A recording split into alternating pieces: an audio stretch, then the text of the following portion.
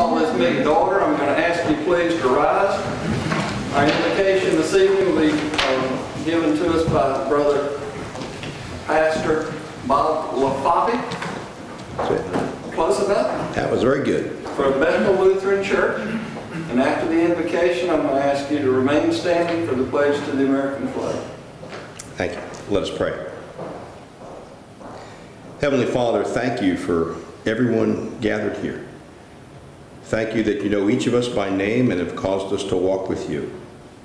Lord, you have entrusted these commissioners, your servants, as stewards of your creation. Please guide their hearts as they make decisions and assist them as they seek you first in all they do. Come fill their lives with your love, their conversations with your grace and truth, and this meeting with your presence. As all here surrender themselves to you in adoration, we ask that you would come by your Holy Spirit and inspire our hearts today. We ask this in your name and for your glory and praise. And the people of God say, Amen. Amen. I pledge allegiance to the flag of the United States of America and to the republic for which it stands, one nation, under God, indivisible, with liberty and justice for all. Thank you very much. Thank you, sir. All right. Stephanie, let the record show that Commissioner Kiefer is not with us this evening, but we still have a quorum. First item of business is the consideration of a resolution to approve our agenda. Any corrections or changes, deletions? Not, I'll entertain a motion. Make a motion to approve the agenda as written. Second. Motion by Commissioner Loper, second by Commissioner Deloach. All in favor? Aye. Any opposed? So carried. Next item, consideration to approve the minutes for the November 3rd, 2015 regular Commissioners meeting. Y'all had a chance to review those. Any corrections or additions? I didn't see anything wrong. Not, I'll entertain a motion. Make a motion to approve as written. Second. Motion by Commissioner Floyd, second by Commissioner Jones to approve as written. All in favor? Any opposed? So carried. Should be noted that public comment should be limited to our agenda items only. And the documents from this meeting are located in the clerk's office and on the Board of Commissioners website. We have no consent agenda, no old business. First item of new business. Consideration to approve a resolution and authorize the chairman to sign a pre-application form for land and water conservation fund dollars to be used at the new recreation facility.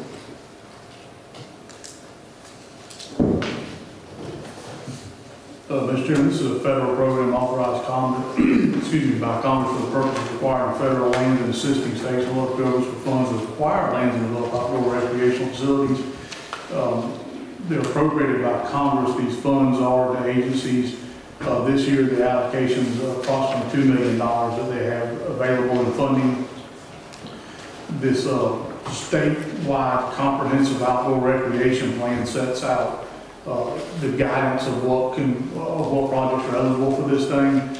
It's a $25,000 minimum grant, $100,000 maximum, which is a 1-to-1 match. This particular grant is. So the total estimated project of $200,000 total that we can do.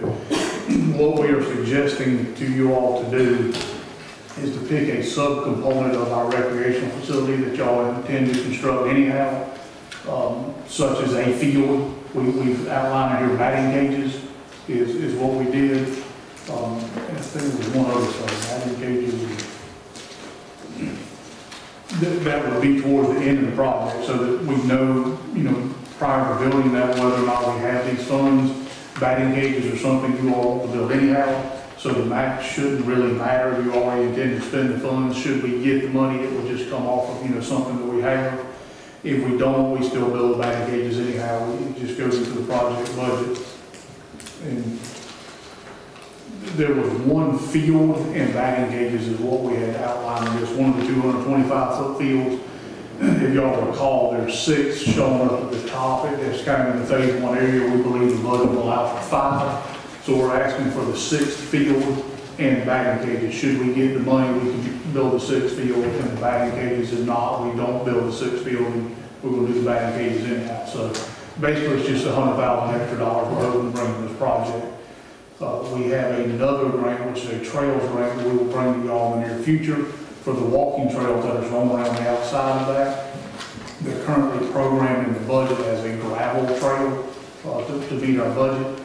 We believe that we can do those as concrete trails should that grant be awarded. It's an 80-20 grant. So, but that's coming in the future. Right now, we're just asking for your approval to submit this application. Again, it is a matching grant, but should we not get it, it's things that we're going to build in now. You're just structuring it basically on things that we're already going to do to see if we can take advantage of get some federal money and not adding any cost or adding any extra thing, but just taking advantage of what we're already doing and seeing if we can use that to get some federal money to help us. Yes, ma'am, that is correct. Understood. And should we not, it's things we're going to do anyhow. We do, it's just $100,000 additional dollars in the project. What kind of time frame typically to find out? Any idea? They will tell you, and I'm trying to run the cycle, it's in a couple of months, but then there's a whole bunch of to be determines as to what comes after that. We don't have dates, but we'll know if we're going to get it or not fairly quickly. How about the time February. frame to use, to spend the money? Do we have to? All of those are to be determined. I don't know the answer to that. All it says is that you'll be notified if you have to go farther in this process by February. And then every other day after that, February 2016, and then the formal applications due, deadline, and all of that says to be determined, to be announced, I guess, to EDA. So the only one we know is we'll know by February 16 whether or not we're going to get it, and then we'll find out the answer to that. But that's the other thing we don't want, is something that's going to push the project out for a year, having to wait on it too. So we're trying to do things like a batting cage. That will be the last thing we do anyhow, once everything's done. We carved out a part of a project that we were going to spend money for anyhow to fit it within a program if we can get money to help us build it. We're ahead of the game. Yes. Any questions? Motion? Make a motion that we approve alternative number 1 and approve the resolution and authorize the chairman to sign the pre-application. Motion by Commissioner Jones, second by Commissioner Floyd. All in favor? Aye. Any opposed? So carried. Next item, consideration to approve a resolution of surplus. Mr. Chairman, this is for the property at the same recreational facility that we intend to use for commercial purposes. What we hope to locate there, things ancillary that will support that use aside of the recreational use. This was removed from the surplus list at the last meeting, trying to get a different legal description. We had over 3.92. At this point, we'd like to surplus 1.25 of the 3.92 acres that are available up there, which would be one lot, is what we're looking at. There's a legal description included with this. I do want to point out that this was done by staff prior to and without the benefit of a formal boundary survey. So once that's done, it is possible that description is altered slightly, but in essence, what we're asking y'all to do is surplus 1.25 acres with a meets and bounds description that may be as further determined by a more accurate survey. We have yesterday evening or this morning put on our website advertisement for bids for a survey for boundary recombination plat to be done to create that parcel.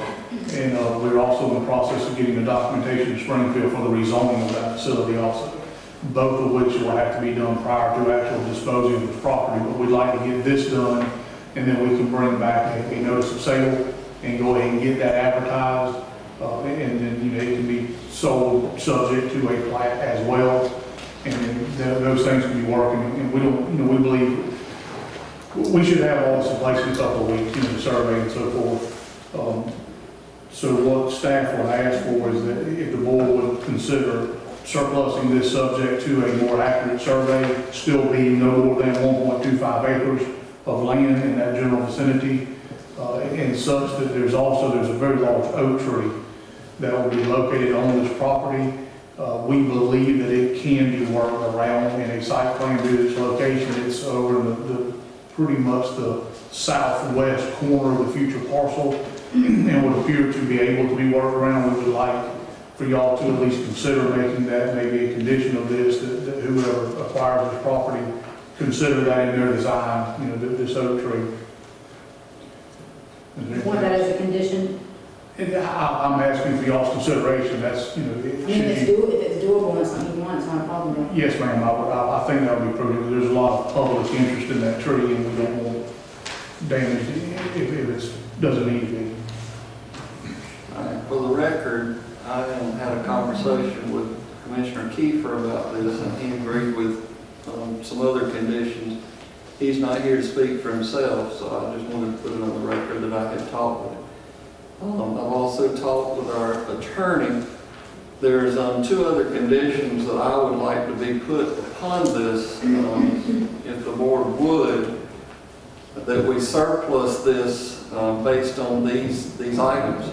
Number 1 being that the oak tree, and Lee can speak better to the wording of this than I can, that all efforts be made to preserve the integrity of that oak tree, because a lot of people has expressed interest in that tree, and it's doable. It's sitting in that back corner. It can be put in an island, but we all know that through development, sometimes things just die, and you can't do anything about it. So, however it to be worded that that tree be, all efforts be made to preserve it. There's 2 pecan trees on this site that we're not concerned about. They're just not, it's not something that could be implemented into any plan. They're sitting right where a building would need to be and kind of over towards where the road needs to be. The other condition is that this board will surplus this only upon receiving a bid of $220,000 or more. And the reason for that is we don't need to just surplus this to surplus it to get nothing out of it.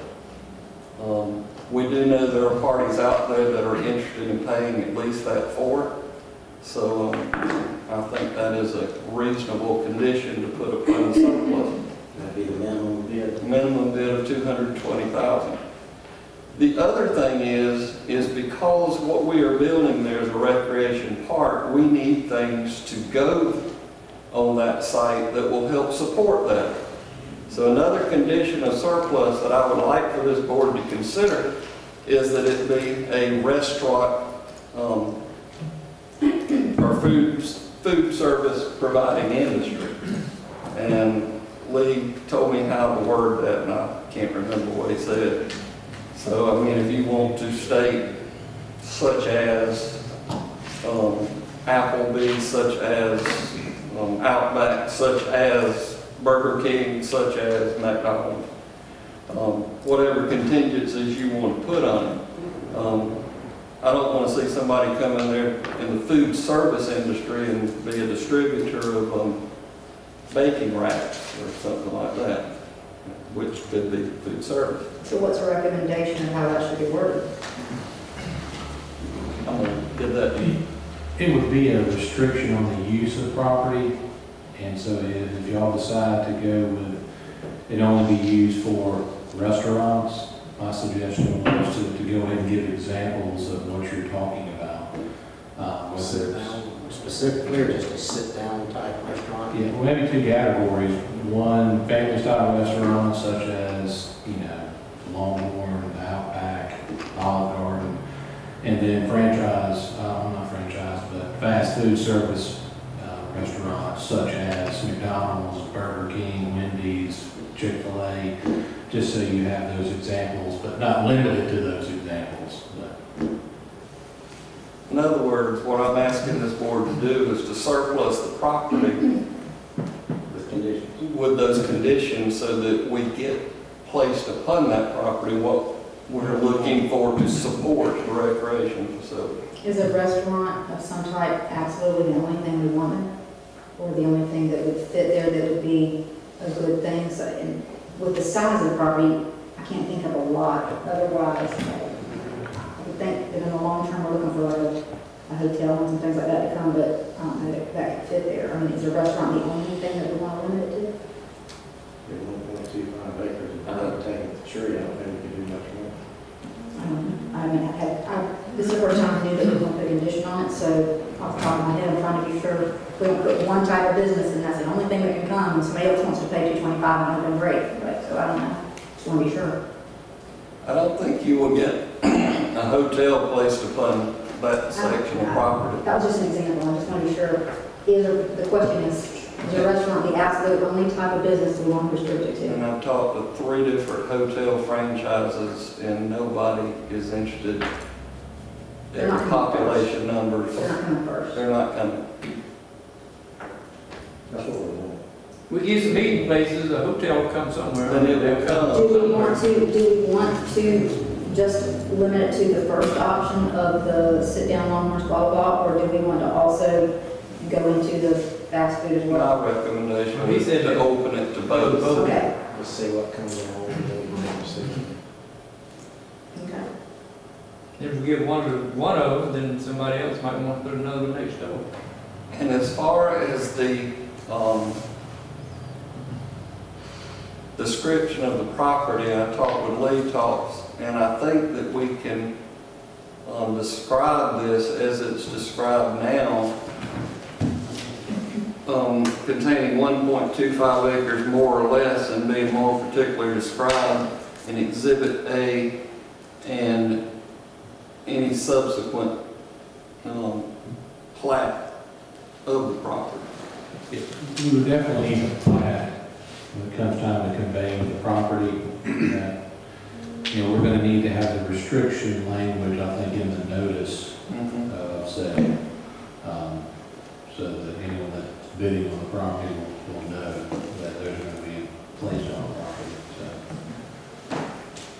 Now, from a legal standpoint, do we need to put in there that this property to a successful bidder, they only have to purchase and pay that amount if the city of Springfield does grant the commercial zoning?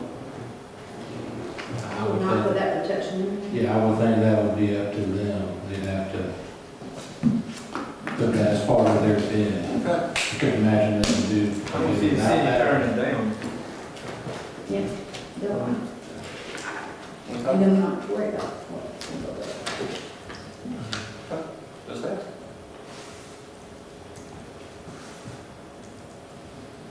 We got it? Any other questions?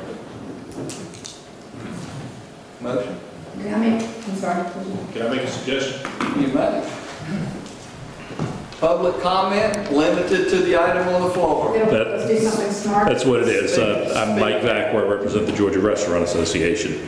And I would suggest that in defining what type of use you would use for this, I would look to the newly adopted Georgia Food Code, which has a pretty broad but very well defined definition of a food service establishment, which I think encapsulates the full range of whether it's seated finer dining or fast food service to go on that particular type of facility. So I would recommend that. Mike, I appreciate your comment, but without having that in front of us to review, I would have a problem with actually referring to that without knowing what it says. I understand. I feel like I can word it in a way that, but as I do it, if somebody hears something wrong. Well, you know, and I don't mind telling you, my concern is that the board has gone to great expense to purchase a piece of property for recreation. It's always been our plan to sell off that front part in order to regain funds to use back there. But we don't need a department store put up there. We need Sure. things put that's going to help serve what we're constructing. And we very much want to see a food service establishment go in there. I was just offering that as an alternative. I understand. But understand. Thank you, sir. Okay. I'm gonna try this. All right, ready? I make a motion that we approve the resolution to surplus the land of approximately 1.25 acres with the meets and bounds to be better determined by more accurate survey with the following conditions. Condition 1, all efforts be made to preserve and salvage the oak tree on the property. Condition 2, that the minimum bid received is $220,000 or more. And condition 3, that we restrict the use to a food service establishment with the intention of that being a family-style restaurant such as a Longhorn's, Olive Garden, Red Lobster, or fast food chain such as McDonald's, Burger King, Chick-fil-A. I think that's good. You may want to say such as, just put including but not limited to. I will amend my motion to change such as, but including but not limited to. Yeah, I'll second that. Is there any problem with the word salvage for oak tree? I did say preserve and salvage.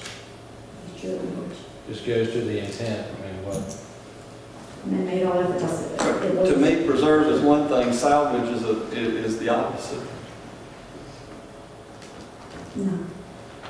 Okay. Preserve is save and salvage is save. Keep save.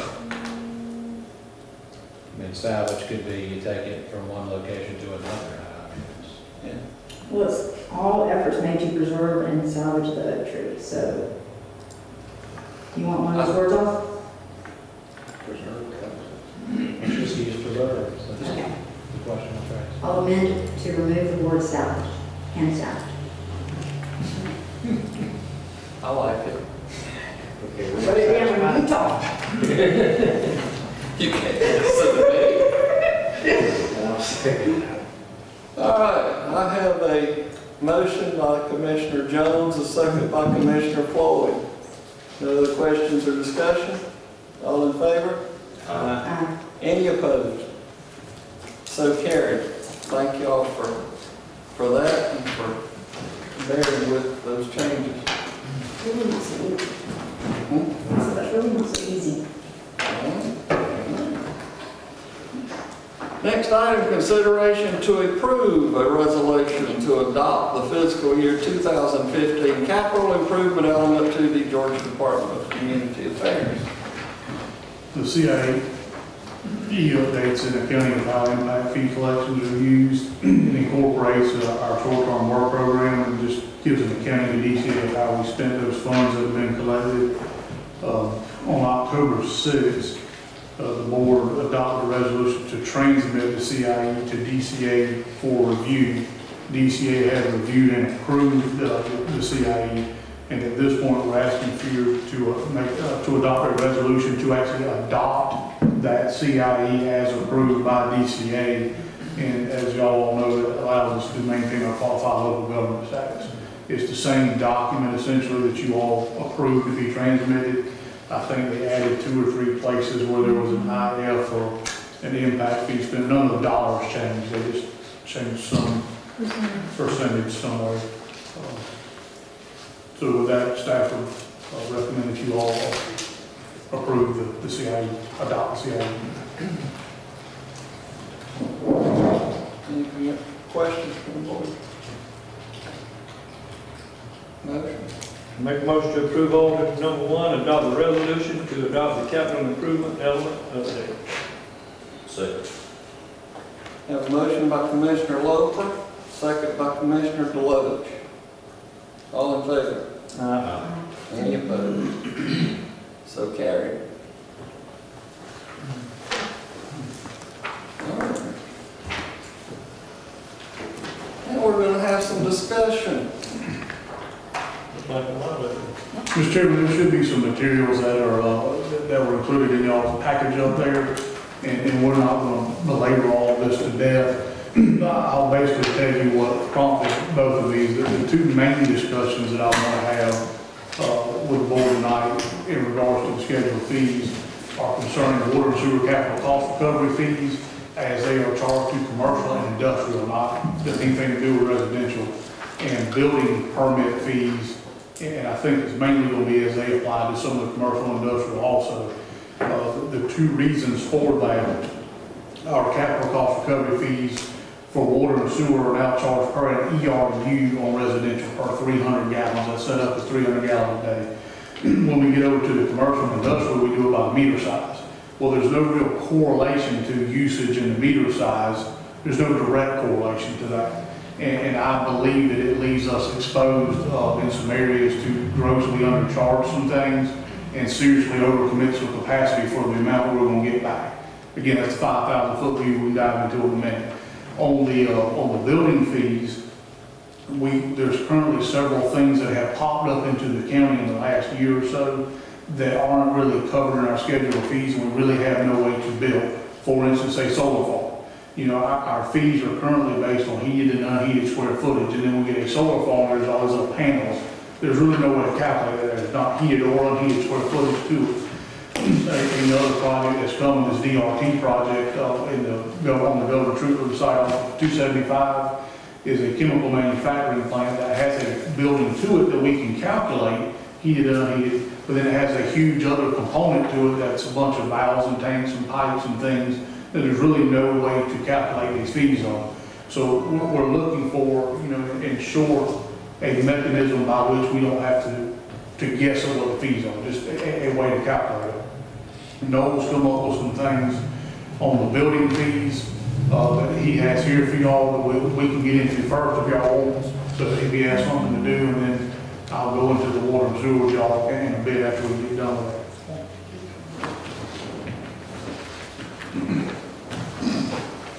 Y'all should have in your package somewhere, and I apologize, I don't know what order it is because I don't print my book, but there should be some sheets in here from the city of Fuller,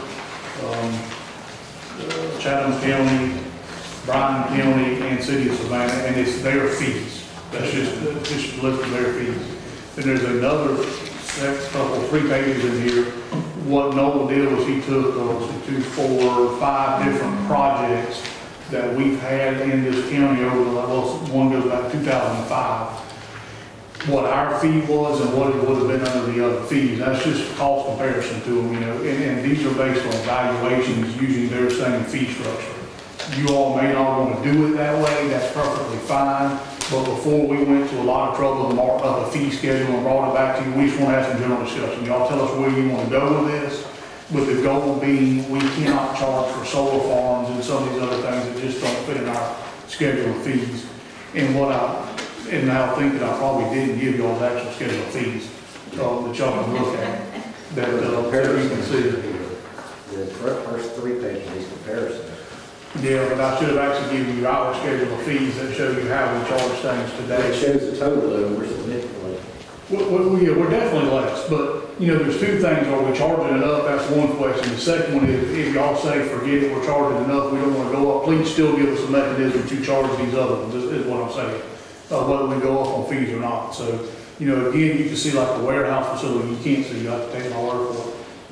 It's a $50 admin fee, 10 cents a square foot for first 50, you know, so on and so forth. They're all based on square footage of some sort or another that we can't calculate on a solar farm. On a DRT, that it makes it difficult. I've gone through this thing, and I mean, this is all commercial. This is nothing, and this is residential. Correct? Right. You can sit here and go over all this if you want. Look, for me, I would rather y'all sit down and come up with a recommendation. Let us go and give us your recommendation as to what you think it ought to be, and let us go through that and study it against this information, and then bring that up for a vote. And that's perfectly fine, Chairman. The only question that we're asking is, does anybody, or let me ask this question. I'm not against you going, we are so under. What does anybody have a problem first with charging on valuation? We use the value of the project to base the fees on. Is that Everybody okay? else mostly does. I don't have no problem with Okay. that. The surrounding counties and municipalities, you know, I think. We should Well, City of Fuller, Chatham County, City of Savannah, and Bryan County, yes. So if the answer to that is yes, then we'll put some values to it, we'll come back to you. I have no problem with Okay. that, and also in basically getting in line with, Everybody else. With our surrounding county. We don't need to go over what we need to be with in line with. And that's all we want to know. Before we went farther, if y'all give us that framework, if that's your direction, we'll go put it back. I think that Noel's pretty much got that done. We'll get it into a final format and get it back to you for action. I mean, I'm just one person telling you what I think, but that's the way I would like to see it. Well, it certainly makes it easier for us because it doesn't differentiate between, warehouse. It's just the value of a project. You put a fee to it and you move on. It's much simpler. And the part that you mentioned about, I mean, what we have to reimburse the city of Savannah, $950. Well, that's on the water, yeah. On water? Yeah. Per ERU? Yeah. We're getting tanked by the way we do it now. Well, there's some problems there. We'll get to that on water and sewer, but, again, what we're really after here is y'all's input. If nobody has a problem using valuation, then we will stay within the parameters of the other four. We'll bring it back to y'all for consideration. As long as we don't get above our neighbors, I mean, I certainly don't want to start getting above where they are. Well, we'll do that, and next time I'll try to limit Noel from the conversation. He's talked way too much tonight. Well, he's a Catholic. We like to talk. I'm He good. gets it honest, Chairman. I will say this, the primary concern here is not money. From the building department standpoint, it's about keeping our fee structure legal, if you will, where it's not any possibility of the discriminatory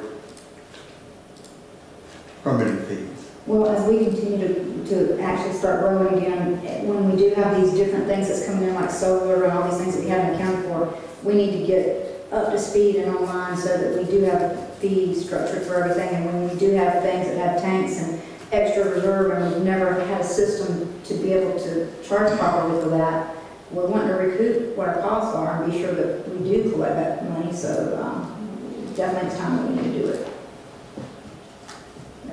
Maybe we do it. Okay. Well, I appreciate that. We'll bring that back to you, and thank you, Mr. Kessler, for your input. I believe that was the shortest discussion you've ever had. Yeah. Wait till the next one. I'm ready. I got this one. The next thing is capital cost recovery fees on water sewer. We have what I believe is a similar situation. And I have a whole bunch of junk in here on these meters. Really all I'm trying to say in this is we currently base our fees on meters. And if you look, what I did was pull census meters. These are what we use. A 2-inch meter has an operating range anywhere from 0.5 GPM to 200 GPM. So that thing will flow anywhere from 720 gallons a day to 288,000 gallons a day. And that's how big of a range these things have, but yet we're putting one fee on it, and to me it makes no sense. That wasn't smart. Not at all.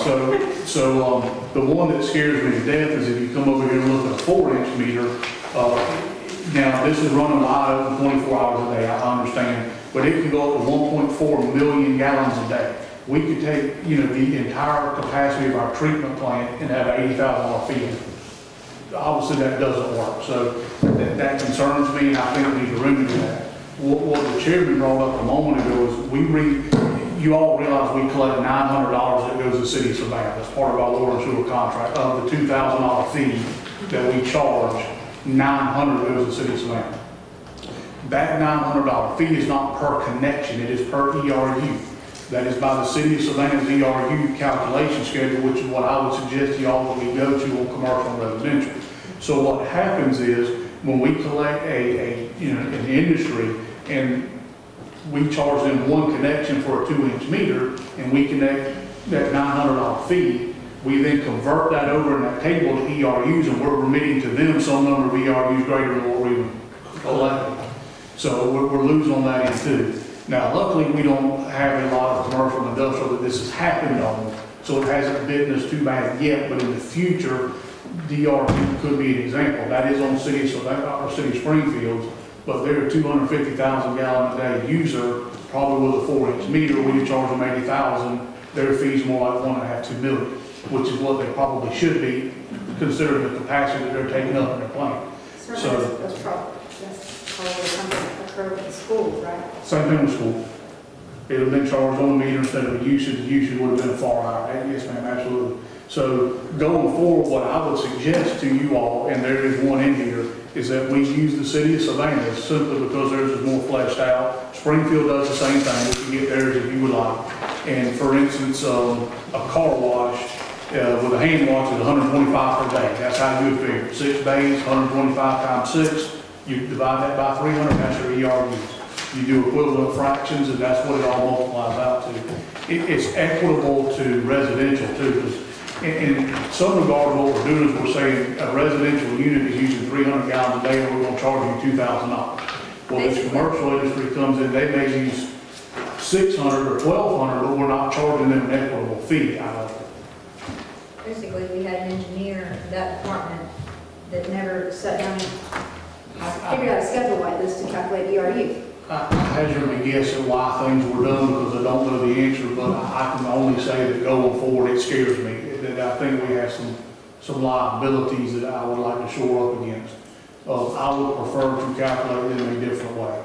And that's what I'm asking. And if you all are okay with that, we'll bring it again back in the schedule of fees, just like we said, but I would suggest that we use what we have in here, and that converts over to fees. It just converts everything to equivalent residential units. It's all based off of the same consumption of 300 gallons a day, the same fee. So if you're using 300, you're using 6, you should pay twice as much. That's all it says.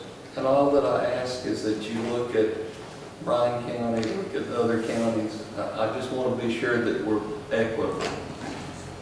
Well, and what I'm suggesting is we don't change our fee per ERU. I understand. We're changing the way we calculate it. Now, I can certainly look at other schedules and Just see the how way they calculate Yes, it. sir. Well, that's what I was wondering, per se, Bryan County and Chatham County may calculate their ERUs differently. That's correct. Okay, yeah. I have a feeling Bryan County's doing it by Savannah because now they're tied to Savannah. Because they're all paid off ERUs, I think. And we should have been doing this All along. a long time ago. Now, Springfield does it too, and I will get there, you know, I'm having a hard time with this little fuzzy thing, I'm gonna leave it all down. Yeah, we'll definitely get as many other schedules as we can to try to make sure we have that right. But again, if you all are okay with that concept, that's what we'll develop and bring back. Yes. Now, I have nothing else in the schedule of fees. I think, did you get an answer on animal control? I think that was something different. That wasn't actually a in-ground fee, it was for the shots. Yeah. So unless y'all have anything else, I'm done with our schedule of fees discussion. That sounds good. Well, it was only for discussion only, so I mean, Yes. we discussed it, gave you some direction, bring it back. Jack Hoffman from Clio, Georgia. How much water are we getting from the city of Savannah a month?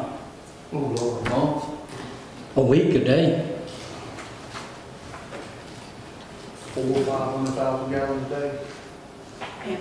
I mean, excluding the power plant? Well, if you're talking about power plant inclusive, or just Just us.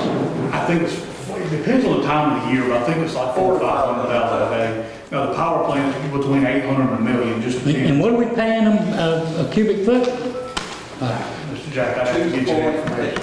$2.84 a thousand? Yes. Is that right? That sounds right, for 276. A cubic foot? No, that's per 1,000 gallons. 1,000 1,000 gallons. Okay. And I can get you that information if you want. Exactly. It's way too much. Way too much. And they, you know, my problem with the city of Savannah is they charge to 5 large commercial users of that same water that we're buying. What, 56 cents or 80 cents? It's considerably less, just the production cost to get it to them. And they split it equitably among this, you know. We've attempted to get them to charge us like a resale, like as we're a reseller, but they don't charge us wholesale, they charge us retail. And that's been a point of contention, but we've been having quarterly meetings with with the cities to try to come up with something together, to all work together to see if we can still have a better negotiating position with them, but we're working on it.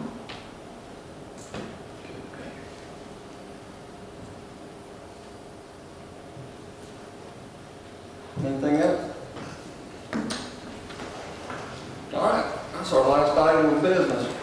Commissioner Loper, you have something you want to bring up for us?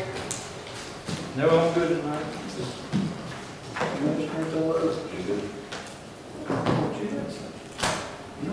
We got to work on Oh, Good one to look things out before they get here.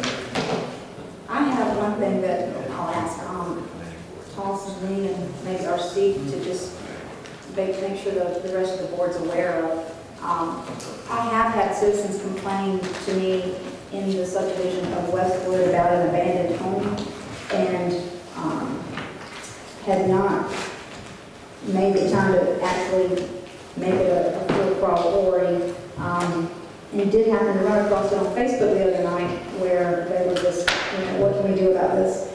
And, sent it just so happened the week before I had talked to Sheriff McDuffie and Toss and our code enforcer. I had started working on it. And so when I saw this, I sent information to them and asked, what could we do? Because the code enforcer has tried to work with these people for several years, and come to find out it's been more than 10 years that the house has been abandoned, and it's in really bad shape out there. They're taking pictures and doing some stuff like that. So to make a long story short, RC, the new zoning administrator, did find a policy that we have on abandoned buildings, and county attorney has looked at it, sent me a copy, and I have not had a chance to read it yet. He told me he wants to maybe make some adjustments and make some recommendations to us to get it a little bit more in line with how the state does it. It does reference the state law. But I just wanted to mainly tonight mention that is happening. We're looking at trying to see what can be done about that abandoned building, and then we'll be taking this information to the citizens that are complaining, and Lee will let us know if we want to adjust this policy or whatever. But what's good is I got two claims that we need to look at as well on Marion Avenue. We want to work with people when we can. Definitely. We're not in the business of trying to take anybody's property, but at the same token, if something's been abandoned for 10 years and the code enforcers said that the person's actually threatened him before. So I don't know about all those types of things, but if we can work with them, we'll work with them, and if we cannot, then we have to see what our options are to help the citizens around. I appreciate it, because before I've had these things, and it seemed like the only thing that you could do on any kind of a short notice was if the sheriff could determine that there was drug paraphernalia or it was being used for illicit purposes, he could go in, he could condemn it and take it and do something with it. We actually do have a policy. So. Well, That's part of it. The illicit drugs and all that's part of that. Well, I'm glad to know it, because I had been told previously that nothing existed. Well, I was told that too. But RC found it in about 5 minutes. But are there back taxes owed on that property? I'm sorry? Are there back taxes owed? That would be the other. I think that he's been paying the tax. I think the taxes are paid, but that's something I'll still verify. Because that's one of the, I got George to look into a property over Clio. We kind of came to a roadblock, or he thought we came to a roadblock, because the family had been paying the taxes, they were current, so But there's no way we can get around that. even if the taxes are current, if it's abandoned and not being taken care of, we still have is the things we title can on do. the house? Okay, good. I don't know. That's and I'm sure you'll do, but City of Savannah, I looked at theirs at one point, and that was a criteria. If it didn't have power to it, if there was several of them, then they could go in and condemn it. Well, I think I haven't read this, but if it's actually truly abandoned, which no one's living in it and hasn't lived in it, then there's steps that we can take where we can give them a certain amount of time to do a corrective action. If they don't do a corrective action, then it moves forward. So. I mean, look at that. We may have one that's abandoned down sitting on a trailer. I don't think that's the condition of this one. Yeah, is there time up again? I don't think that's a condition of our ordinance. Now, I did read it while we were in leadership, and I probably shouldn't admit that, I should have been paying attention. But I was reading it there, so I may have missed a few things, but it does take a public hearing. We can't just do these things. We have to have a public hearing officer to have a public hearing, and Sure. I nominated Mr. Newberry, he declined, so we'll have to find us another public hearing officer. But basically, it's a public hearing, and then we, from that, give them direction of what to do, and then they have time to comply, and then there's some other remedies that go along with that. And that's the very boiled down version of it. There's a lot more verbiage in there. The code enforcement, does that kind of fall under? There was a litany of people, well, code enforcement falls under him. But as far as who does it, it takes 5 residents to form a complaint along with some additional people. And it's not just us, but there's a process by which it all As flows. the current policy is written, but that's what Lee's saying, he wants to make some revisions to this current policy. So, I would say probably y'all would like to have a copy of this existing policy, and then Lee will send us an email of the revisions. Would you just send that to everybody? Yes, because basically in a nutshell, the existing ordinance, the county ordinance is, I think, from 1994, and it conflicts with the state statute that deals with abatement of nuisances. So I think out of caution, we need to probably revise our local ordinance to be in compliance with the state statute before we proceed to do anything. Do you think you could have some recommended revisions for our next agenda? Yes. Okay, because I'll tell these citizens that, that'll be okay, so we'll have So some. that would mean you have to have it here by Thursday. That's right. I can do it. Okay. I've already started on it. We like to do that. That's all I have. Keep up the good work. That's it? Yeah. I don't have any problems. I just want to make a quick comment. With everything that's going on with it, across the country with our law enforcement community, I want to thank our law enforcement. With I don't know if everybody knows, I'm sure you do, we have an officer wounded in the line of duty, Deputy James Wilkinson, happened over my district. I talked to Jimmy. He said this has always been his worst fear, to have something like this happen. Fortunately, Deputy Wilkinson, the bullet passed through. It's not a serious injury. He got shot Friday, went home Saturday. That's got to be a tough wrestle, I think.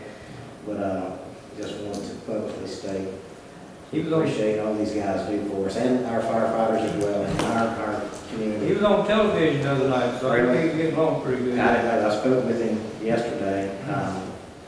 He seems to be doing well. He said scared to death, but he said he's very thankful. He's blessed that he's still here.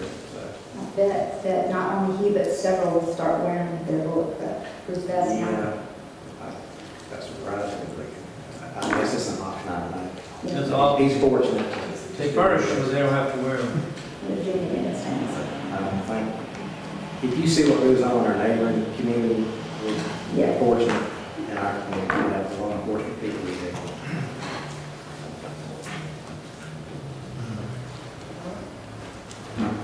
Bob, you got something else? I know your normal stuff, you have your senior citizens and fire reports up there. Eggs and issues will be December the 2nd, 7:30, College and Career, as it always is. They're looking for a head count prior to Thanksgiving, so if you all could please let us know, like right now, Yeah. whether or not you're going, so we can tell them, because that is next week, Yes. What, December 2nd? December 2nd. I believe it's a Monday, Tuesday, Wednesday. I mean, it's December 1st, so it's a Wednesday. That'd be the day after our next meeting, yeah, 2 weeks. 7:30? 7:30 a.m., College and Career Academy. I'll tell you that, so I won't forget about it. Yeah, like, so they want to know prior next, or by next week, so if you all to please, let Stephanie know, I'm sorry, appreciate that.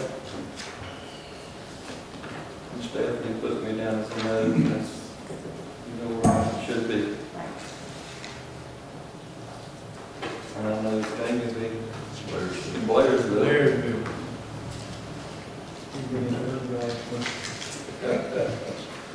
The animal shelter is trying something new this year. They're going to hold I'm sorry, I'm ahead of myself. Let me back up. There's a letter in there regarding the animal shelter from a person that adopted a pet there. Y'all, I'm going to read it. It's a pretty good letter. Effingham Day at the Capitol. That's going to be 25th and 26th this year. Y'all do have a little more time on this. You have to book your room by January 5th, so there's 2 more meetings. But y'all be thinking about that if that's something y'all want to do, so we can go ahead and get you down, get reservations made for that one. And it's a Monday and Tuesday, like always. You have your financial reports for October. Should be up there somewhere. Yes. They have been there. Okay. Now back to the animal shelter open house. They're trying something different this year. They're going to host an open house. It'll be on Saturday, December the 12th, 11 to 1. They're trying to basically, there's been some negativity, I would say, towards our shelter over the past, years. We've not had the best reputation with rescues and the public in general. They are trying real hard to fix that. Yeah. So this is an effort just to do that, to get out into the public. Again, that'll be December 12th. We'll have one meeting between now and then. I remind y'all that I think it would be nice if some of y'all could attend that event. I think it would help. This Facebook page, we talked about that. Is there some way to get this out to the public? Where is it? It's not nice. December 12th, so like, I think it was the page Effingham, something, Effingham. But anyway. Yeah, there's a couple of. We could try to feed it to the media and see if they'll run with it. I don't know anybody on there though. We've already mentioned it in the story this Well, there you go. Wednesday. Patrick, Take care of it. thank you. How much good is that for me? Thank you for being on top of that. All the cat food you can eat. Well, and hope, some of the rescues are involved in this too. I know that on a phone event, and Hope's going to be there. They're giving away a free spay, I think, what you say is a door prize in this thing. So they're behind it, and we're just trying to get, better publicity for us and just fix our image a little bit. So again, I'll remind y'all again, but you could be there. I think it would be helpful, and that's all I have.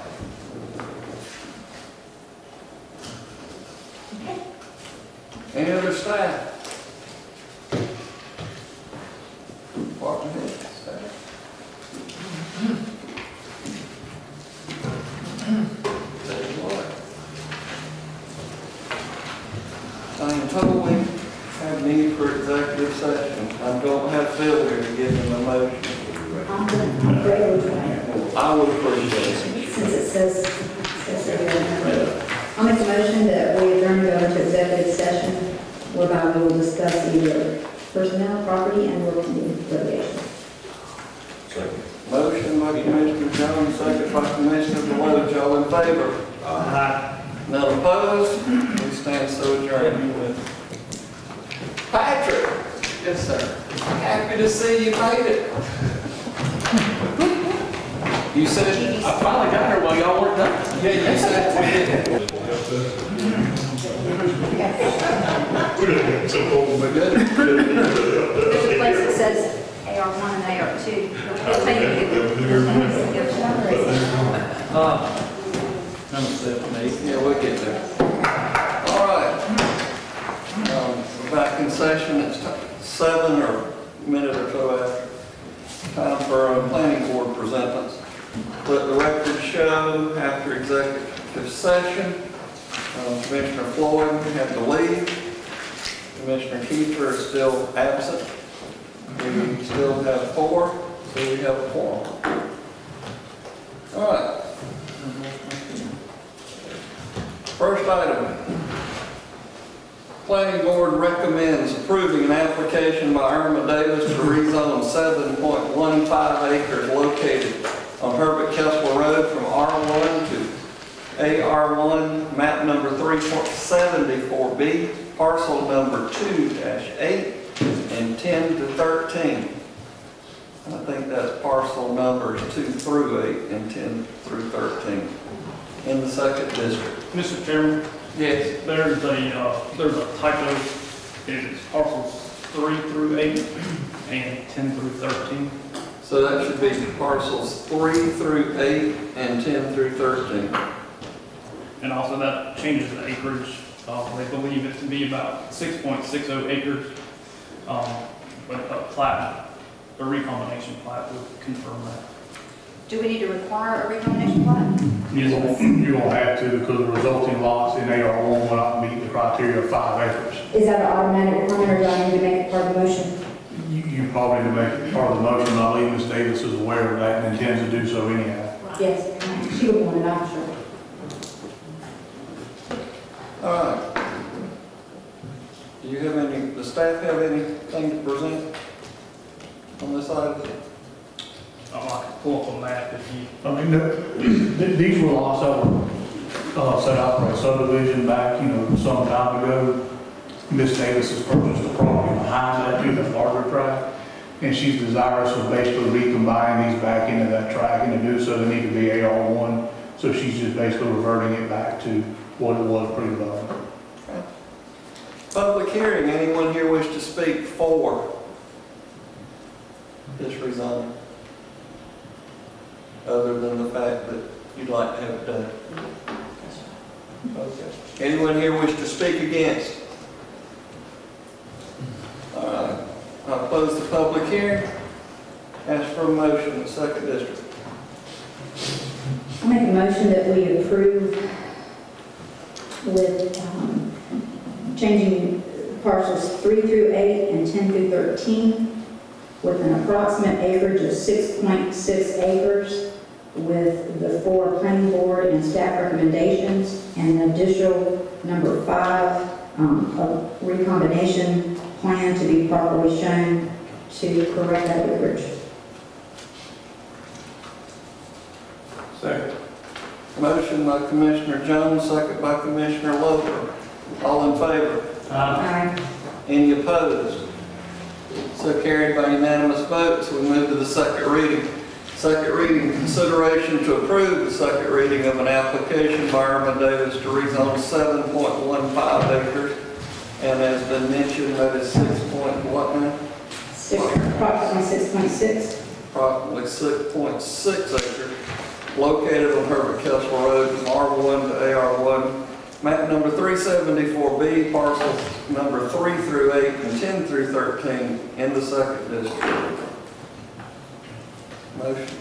I make a motion that we approve it with the same requirements as we did on the initial, removing that lot number 2 and making it 3 through 8 and 10 through 13 with approximately 6.6 acres, maintaining the 4 requirements from the planning board and staff recommendations, and the recombination plan to correct the acreage to the approximate 6.6 acres.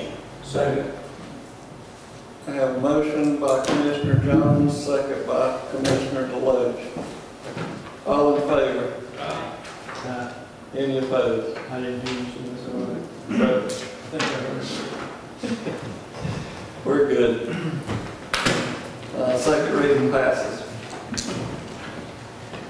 Item number 3, the planning board recommends approving an application by Ross Butler to rezone 1 acre located at 656 Floyd Avenue from AR1 to AR2, map number 296, parcel number 20 in the 3rd district.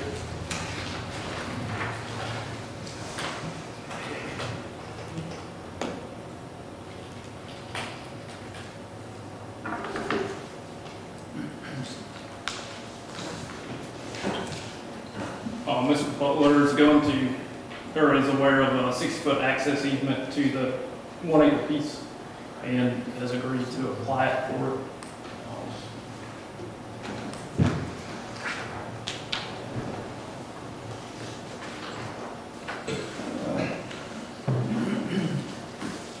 Public hearing. Anyone here wish to speak for this rezoning? Anyone against? All right, I'll close the public hearing. Any discussions or questions? 3rd district, motion. Make a motion to approve the application, Mr. Ross Butler to rezone 1 acre located at 656 Floyd Avenue from AR1 to AR2 and including staff recommendations. Second. Motion by Commissioner Deloach, second by Commissioner Loper. All in favor? Aye. Any opposed? So carried by unanimous vote. We move to the second reading. Consideration to approve the second reading of an application by Ross Butler to rezone 1 acre located at 656 Floyd Avenue from AR1 to AR2, map number 296, parcel number 20 in the 3rd district. Make a motion to approve the second reading, including staff recommendations as before. Second. Motion by Commissioner Deloach, second by Commissioner Loper. All in favor? Aye. Any opposed? So carried. Next item, Planning Board recommends approving an application by Daniel Nidlinger for a rural business use located at 200 Nidlinger Lane, map number 391, parcel number 8B in the 4th District. Mr. Nidlinger would like a rural business for a deer processing facility. Staff recommendations meet all requirements of section 3.15B for a rural business. All right. Public hearing. Anyone here wish to speak for this rezoning? Or to allow for business? Anyone against? All right, I'll close the public hearing. And being in the 4th District. Make a motion to approve. Staff recommendation must meet all requirements of section 3.15B rural business. Second. Don't fight over it. Motion by Commissioner Loper, second by Commissioner Jones. All in favor? Any opposed?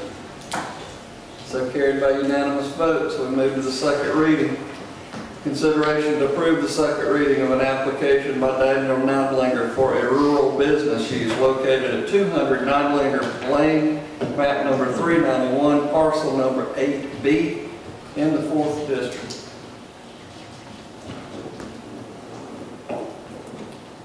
Make a motion to approve second reading. Second. Have a motion by Commissioner Loper, second by Commissioner Deloach. All in favor? Aye. Any opposed? So carried. Next item, the Planning Board recommends approving an application by James M. Anderson for a variance use to allow a 30-foot easement to access 3 lots located on Benjamin Gannan Road, map number 458, parcel number 5, in the 4th District.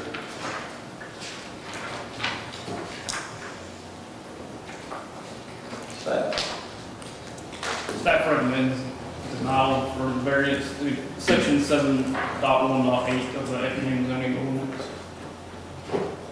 Mr. Chairman, as you are aware, these are the ones that, staff has a set of rules. We commonly make this recommendation. This property is landlocked by approximately 264, if I remember right, foot deep of a piece of property. They have, the owners of this particular property have petitioned and secured a 30-foot easement across that. The reason this is here before you is because it's 30, not 60. If it were 60, this would have been done administratively, staff would have signed a plat, but the property owner was willing to give them 30, but not 60. So while we, recommend denial based on the, literal interpretation of the ordinance, I don't believe there's a problem in doing so. You don't really recommend that. Disappointing. All right, public hearing. Anyone here wish to speak for this rezoning? Mr. Chairman, For this with a variance. Mr. Chairman, and ladies and gentlemen of the commission, I am James Anderson, and I represent Ms. Ava Hartzog and Mr. Walter Gannan, who are the property owners. And this is basically a family division. The parcel will be 3 lots, all of them be greater than 40 acres. The family understands that if they were to want to develop this property further, they would have to come back before zoning and this commission to get a 60-foot easement versus the 30-foot easement that we're asking for.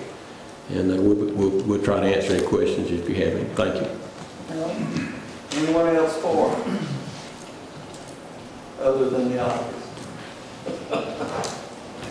Anyone here against? All right.